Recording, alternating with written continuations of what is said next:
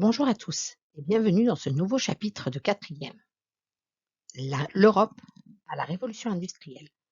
Dans ce chapitre, nous tenterons de répondre à la problématique suivante: comment la révolution industrielle transforme-t-elle la société et l'économie?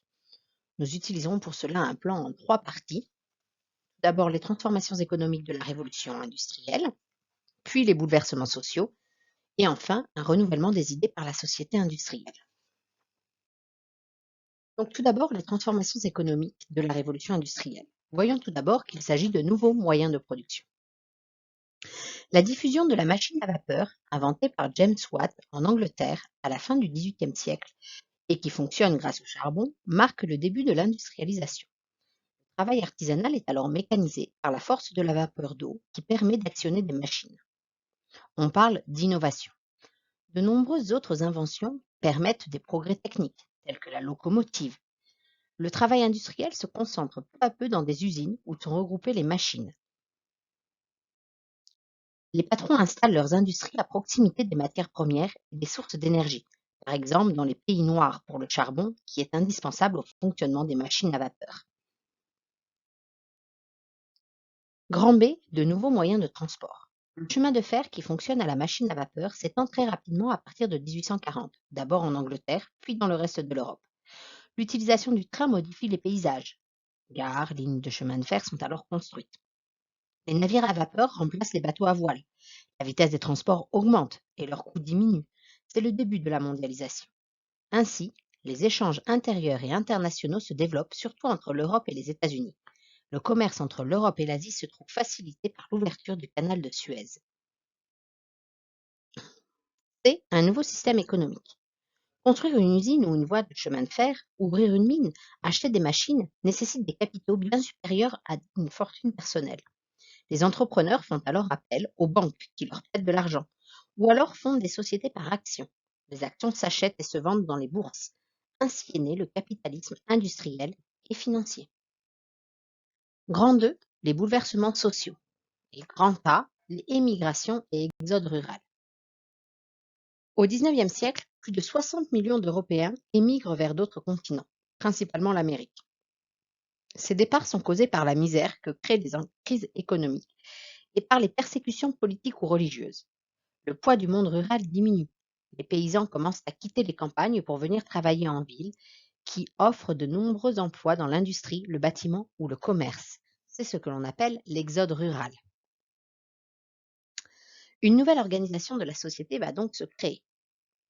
L'exode rural permet aux usines installées en ville de recruter la main-d'œuvre dont elle a besoin et de nouvelles classes sociales apparaissent. Les prolétaires, ou ouvriers, et les bourgeois. Les prolétaires sont des ouvriers qui travaillent dans les usines et les mines. Ils sont nombreux et s'installent dans des quartiers ouvriers. Leurs conditions de vie sont difficiles et ils ont de faibles salaires. La bourgeoisie regroupe les patrons d'usines, les grands marchands, les hommes d'affaires. Ils ont des conditions de vie aisées, possèdent beaucoup de capitaux et investissent dans l'industrialisation de l'Europe. Grand 3, le renouvellement des idées par la société industrielle. Voyons tout d'abord la naissance de nouvelles idéologies politiques. Avec l'industrialisation, plusieurs idéologies se développent. Au XIXe siècle, le libéralisme économique est l'idéologie dominante. Elle est sur la diapositive représentée par le personnage du milieu, Henry Schneider. Elle consiste à laisser à chaque entrepreneur la liberté de faire ce qu'il veut en matière économique et de limiter les interventions de l'État. Le socialisme souhaite limiter l'exploitation économique et sociale des ouvriers. À partir de 1848, les socialistes Karl Marx et Friedrich Engels proposent de sortir du capitalisme grâce à la lutte des classes pour créer une société égalitaire et sans propriété privée aux mains des ouvriers. C'est ce que l'on appelle le marxisme. De nouveaux droits pour les ouvriers. Pour améliorer les conditions de vie et de travail des prolétaires, on organise des grèves, dont le droit a été autorisé en 1864.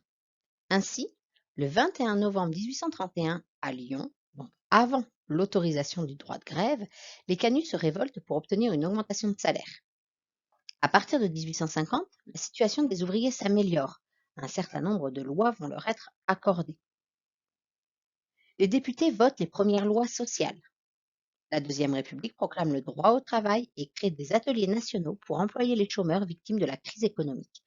En 1884, France autorise la création de syndicats. c'est-à-dire des regroupements de personnes dans le but de défendre les intérêts des ouvriers. Grand C, une Europe bouleversée par les mouvements de peuple. Dans la première moitié du XIXe siècle, les nationalismes se développent en Europe.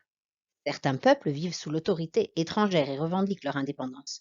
On parle alors de mouvements nationaux. D'autres, comme les Italiens ou les Allemands, sont divisés en plusieurs États. Ces peuples souhaiteraient constituer un État-nation, mais cette volonté remet en cause les frontières du Congrès de Vienne de 1814. En 1848, l'Europe est secouée par une série de révolutions. C'est ce que l'on appelle le printemps des peuples. Les peuples réclament des libertés et le droit d'exister en tant que nation. Mais partout, les rois rétablissent l'ordre. La vidéo est terminée, n'hésitez pas à la revisionner avant de faire votre quiz de compréhension.